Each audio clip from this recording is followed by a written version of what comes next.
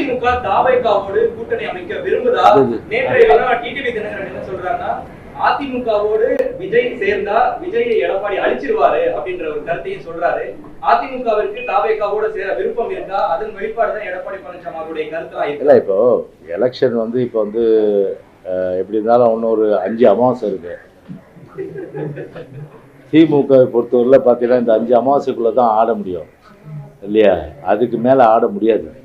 எனவே தேர்தலுக்கு இன்னும் 5 அமாவாசை இருக்கிற நேரத்தில் கண்டிப்பாக ஒரு 2 அமாவாசைக்கு முன்பு மாற்றங்கள் வரலாம். அரசியல் இதெல்லாம் சகஜம்.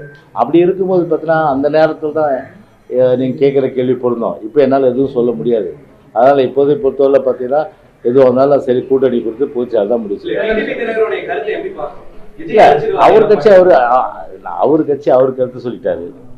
அது நான் நீங்கள் சொல்லாதுன்னு சொல்ல முடியுமா நாங்கள்? அதனால் எங்கள் கட்சி அது குறித்து ஃபியூச்சரில் தான் டிசைட் பண்ணுவோம்.